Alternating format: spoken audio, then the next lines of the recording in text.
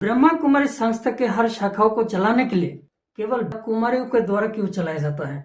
ओम शांति। आज ये हम सुना रहे हैं कि ब्रह्मा कुमारी संस्था के हर शाखाओं को केवल बहनों के द्वारा या कुमारियों के द्वारा क्यों चलाया जाता है। यानी ब्रह्मा कुमारी संस्था की हर शाखाओं में केवल अविवाहित कुमारियों को रखकर ही संस्था को क्यों चलाया जाता है। ये प्रश्न सैकड़ों लोगों के मन में उत्पन्न होता है और कोई कोई तो सामने से प्रश्न पूछ लेते हैं, क्या ब्रह्मा कुमारी संस्था के हर जगह के हर शाखाओं में केवल एक बहनें ही रहते हैं? कि ये बहनों के द्वारा ही संस्था को चलाया जाता है? इसमें क्या रहस्य है? क्योंकि ब्रह्मा कुमारी संस्था के आप किसी भी शाखाओं में जाएंगे, 99% शाखाओं में वो बहनें ही रहते हैं। अगर कोई शाखाओं में कोई गिने चुने भाई रहता भी होगा, वो भी कोई बहनों के निर्देशन के अंदर में ही रहता है। माना संस्था की संचालिका बहनें ही रहते हैं। बाकी आप बाहर में किसी भी क्षेत्र में देखें, चाहे कोई स्कूल कॉलेज में शिक्षक वर्ग में हो, चाहे कोई खेल कूद में हो, चाहे कोई मीडिया में हो, चाहे कोई सिक्योरिटी में हो, चाहे कोई राजनीति में हो, किसी भी क्षेत्र में ज्यादातर पुरुष के द्वारा संचालन किया जाता है। कहीं कहीं जगह पर नारी या पुरुष कोई भी उसका कार्यकर्ता बन सकते हैं और किसी के भी निर्देशन में वो कार्य चलाया जाता है।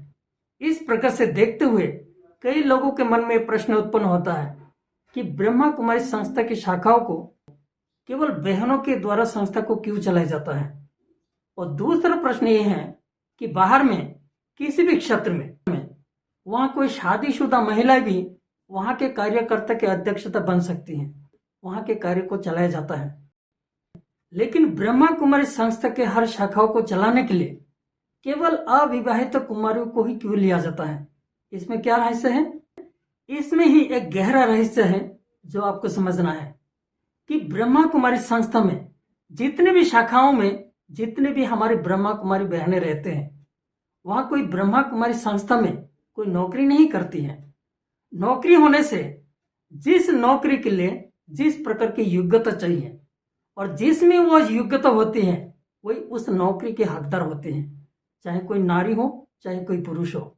इस प्रकार से बाहर में किसी भी क्षेत्र में जो भी वहां सेवाएं देते हैं वे नौकरी करते हैं। लेकिन ब्रह्मा कुमारी संस्था में ब्रह्मा कुमारी बहनें जो सेवाएं देते हैं वो नौकरी नहीं करते हैं। तो ये दोनों में क्या अंतर है, इसको आपको समझना है। नौकरी होने से एक लिमिटेड कार्य करेंगे कि इतना घंटा कार्य करेंगे, इतने बजे से इतने बजे तक कार्य करेंगे, सप्ताह में एक दिन छुट्टी चाहिए, त्योहारों की छुट्टी चाहिए। इसी प्रकार से ब्रह्मा कुमारी संस्था में जो ब्रह्मा कुमारी या बहनें जो सेवाएं देते हैं वे कोई घंटे के हिसाब से सेवा नहीं करते हैं। उनके लिए कोई सप्ताह में छुट्टी या त्योहार की छुट्टी नहीं होती है। उनके लिए 12 महीना हर दिन एक समान होता है। जैसे एक घर में एक माँ कोई नौकरी नहीं करते हैं, उनके लिए 12 महीना हर दिन सुबह उठने से लेकर रात को सोने से पहले तक किसी भी कार्य में जरूरत पड़ती है वो माँ तैयार रहते हैं। अगर कभी किसी को सुख देने के लिए अपनी नींद भी छोड़नी पड़ती है, वे नींद छोड़कर भी उनको सुख देने का प्रयास करते हैं। तभी तो घर के हर सदस्य घर में आकर सुख और चैन की अनुभूति करते हैं। लेकिन माँ की उस सेवा के लिए कोई उनको तनख्वाह नहीं दिया जाता है। इसी प्रकार से ब्रह्मा कुमारी संस्था में ब्रह्मा कुमारी बहनें सुबह से लेकर रात को सोने से पहले तक संस्था की सेवा में बिजी रहते हैं। लेकिन संस्था की उस सेवा के लिए उनको कोई तनख्वाह नहीं दिया जाता है। अब बताइए कि परिवार में रहने वाले कौन महिला या पुरुष इस प्रकार से आकर सेवा दे सकते हैं? फिर कहेंगे कि परिवार को कैसे पालेंगे, परिवार को कौन देखेंगे? इसीलिए ब्रह्मा कुमारी संस्था की शाखाओं को चलाने के लिए केवल अविवाहित कुमारियों को ही चुना जाता है। फिर आप कहेंगे वैसे तो फिर अविवाहित पुरुषों के द्वारा भी चला सकते हैं, लेकिन इसमें एक सूक्ष्म और गहरा रहस्य है। अगर आपका मन निष्पक्ष है तो आप उसे अच्छी तरह से समझ सकते हैं।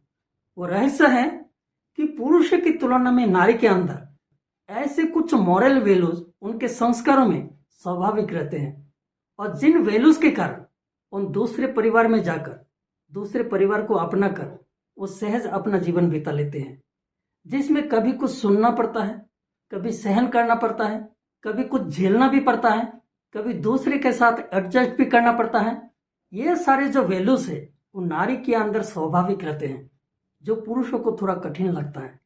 ये सारे वैल्यूज के कारण, विशेषता के कारण स्वयं परमात्मा ने नारियों के द्वारा यानी कुमारी बहनों के द्वारा ब्रह्मा कुमारी संस्था का संचालन करा रहे हैं। और दूसरी बात है कि आध्यात्मिकता की एक सूक्ष्म अनुभूति, आत्मा और परमात्मा के मिलन की अनुभूति जो करते हैं वही दूसरों को करा सकते हैं। और उसके लिए अपने मन और बुद्धि को सांसारिक बातों से जो जितना फ्री रखते हैं, जितना सांसारिक बातों से मुक्त रहता है, जितना शुद्ध रहता है, उतना ही सूक्ष्म अनुभूतियां कर सकते हैं। अगर हम खुद ही संसार में रहकर सांसारिक बातों में लिप्त रहते हैं तो अनुभूति कैसे करेंगे और दूसरों को अनुभूति कैसे करेंगे।